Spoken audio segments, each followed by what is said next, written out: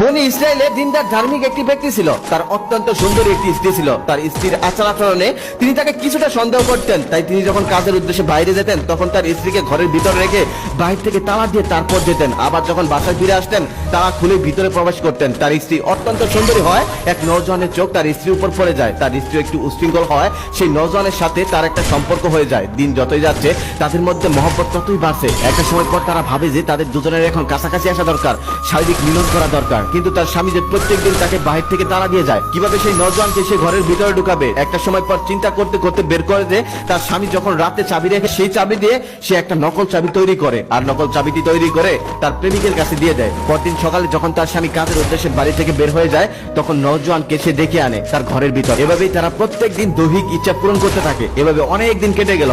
অনেকদিন পর তার স্বামী কিছুটা বুঝে যায় তার স্ত্রী তাকে আগের মতো ভালোবাসে না, আগের মতো কথা বলে না। সে তাকে আরো বেশি সন্দেহ করতে থাকে। স্ত্রী এটা বুঝে যায় যে তার স্বামী তাকে আগের থেকে আরো বেশি সন্দেহ করছে।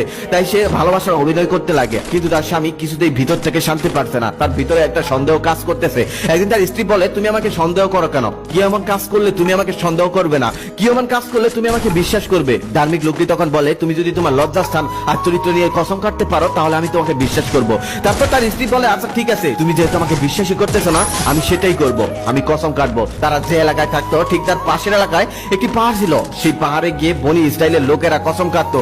সেই পাহাড়ের বিশেষত্ব হলো সেই পাহাড়ে যদি কেউ মিথ্যা কসম কাটতো সাথে সাথেই সে ধ্বংস হয়ে যেত। তারপর তার স্বামী বলে, আচ্ছা ঠিক আছে, আমরা ওই পাহাড়ে গিয়ে কসম কাটবো। তারপর তারা নির্ধারিত একটা দিন ঠিক করে। পরের দিন যখন তার স্বামী কাজের উদ্দেশ্যে বাইরে চলে যায় তখন নওজোয়ান নকল চাবি দিয়ে তার স্ত্রীর কাছে যান। আর স্ত্রীর কাছে যাওয়ার পর তিনি সমস্ত ঘটনা খুলে বলেন আর বলেন, আমাকে সন্দেহ করতেছে, আমাকে নাকি কসম কাটতে হবে। এবার বুঝি আমরা ধরা খেয়ে যাই। ছেলেটাও চিন্তায় পড়ে যায়। স্ত্রী তখন বলে, তুমি কোনো চিন্তা করো না, আমি তোমাকে একটা বুদ্ধি দিচ্ছি, তুমি সেই বুদ্ধি অনুযায়ী কাজ করবে। আমরা যেদিন কসম কাটতে ওই পাহাড়ে যাব সেদিন তুমি ছদ্মবেশে একটা গাদা নিয়ে পাহাড়ের আগেই দাঁড়িয়ে থাকবে। আমি যখন তোমার পর্যন্ত যাব আমি তখন তোমার গাদায় উঠতে যাইবো। তুমি ভাড়া নিয়ে কষাকষি করবে না। বলার সাথে সাথে আমার হাত ধরে তুমি তোমার গাদায় উঠে দিবে আমায়। তারপর যা করার আমি করব, তোমার কোনো চিন্তা নেই। এভাবে 2-3 দিন কেটে গেল। কসম কাটার দিন এসে গেল। সেদিন সকালে তার স্বামী বলতেছে, তুমি আমাকে ওয়াদা করেছিলে কসম কাটবে, চলো আজকে আমরা যাই সেই পাহাড়ে কসম কাটার জন্য। স্ত্রী রাজি হয় আর তারা রেডি হয়ে কসম কাটার উদ্দেশ্যে রওনা দিল। অর্ধেক রাস্তা যাওয়ার পর দেখলো তার ছদ্মবেশী প্রেমিক গাদা নিয়ে দাঁড়িয়ে আছে। সেই পর্যন্ত যাওয়ার পর তার স্বামীকে বললো, আমি আর হাঁটতে পারছি না, আপনি দয়া করে এই গাদাওয়ালাকে বলে ওই গাদার পিঠে করে আমাকে নেওয়ার ব্যবস্থা করুন। তারপর তার স্বামী সেই গাদাওয়ালার কাছে গিয়ে বলল,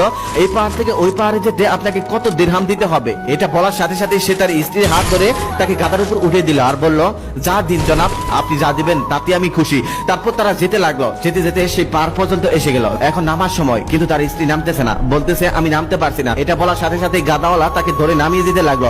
যখনই নামিয়ে দিতে লাগলো তখনই তার স্ত্রী অভিনয় করে গাদাওয়ালার উপরে পড়ে গেল। এমন ভাবে পড়ে গেল তার কাপড় চোপড় সব খুলে গেল, তার সবকিছুই দেখা যাচ্ছিল। তখন সে তড়িঘড়ি করে কাপড় পরলো। কাপড় পরার পর কসম করার ওইখানে দাঁড়ালো। ওইখানে দাঁড়ানোর পর বলতেছে, আমি কসম কেটে বলছি, আপনি আর গাদাওয়ালা ছাড়া আমার শরীরে কেউ কোনোদিন টাচ করেনি, আর আপনি আর গাদাওয়ালা ছাড়া আমার লজ্জার স্থানও কেউ দেখেনি। তখন ধার্মিক লোকটা মনে মনে ভাবলো, একটু আগেই তো তার স্ত্রী কাপড় খুলে গিয়েছিল, হয়তো তার স্ত্রী এটার কথাই বলতেছে। আর সে তো মিথ্যা বলেনি, মিথ্যা বললে তো সে ধ্বংস হয়ে যেত। তখন সেই ধার্মিক লোকটা মনে মনে ভাবতেছে, শুধু শুধু আমার স্ত্রীকে আমি এতদিন সন্দেহ করলাম, আমার স্ত্রী তো খুব ভালো মানুষ, আমি তো শুধু শুধু তাকে এতদিন সন্দেহ করেছি, ভুলটা তো আমারই। তখন তার স্ত্রী একটু ভাবতে গিয়ে সেখান থেকে চলে যেতে লাগলো। এমন ভাব দেখাচ্ছিল যেন সে সতী, আর সতী মানুষকে কেন সন্দেহ করা হলো। তারপর সে আগে আগে যেতে লাগলো। স্বামী পিছন থেকে ডাকতেছে আর বলতেছে, আমার ভুল হয়ে গেছে, আমাকে ক্ষমা করে দাও, আসলে আমি না জেনে তোমাকে সন্দেহ করেছি, এটা সম্পূর্ণই আমার ভুল। তার স্ত্রী আরো ভাব দেখিয়ে আরো জোরে জোরে সামনের দিকে যেতে লাগলো। কিছুটা যাওয়ার পরই হঠাৎ পাহাড়টা 2 ভাগ হয়ে গেল আর সে ভিতরে পড়ে গেল। মৃত্যু সজ্জায় সে তার স্বামীকে হাত জোর করে সমস্ত ঘটনাই খুলে বলল। আর স্বামী তার কথাটা শুনে অবাক হয়ে গেল, হতভঙ্গ হয়ে গেল, ঝরঝরিয়ে চোখের পানি ফেলতে লাগলো। ঠিক সেই সময় তার স্ত্রী তাকে বলে, হে স্বামী, আপনি পুরো দুনিয়ার মানুষকে বলে দিন কোন স্ত্রী যেন আমার মতো তার স্বামীকে না ঠকায়, আর যদি ঠকায় তাহলে তার অবস্থা হবে আমার মতো। স্বামীর চোখের সামনেই স্ত্রীকে পাহাড় একদম খেয়ে ফেললো। তাই প্রত্যেকটা মেয়ের উদ্দেশ্যে একটা কথা, স্বামীকে কখনোই ঠকাবেন না। হয়তো আপনি স্বামীকে বোকা বানাতে পারবেন, ধোকা দিতে পারবেন, তবে মহান আল্লাহ তাআলাকে কখনোই ধোকা দিতে পারবেন না। এই যুগে এসে হয়তো সাথে সাথে আল্লাহ তাআলা বিচার করে না, তবে একটা কথা মনে রাখবেন, আল্লাহ ছাড় দেয়, কখনোই কাউকে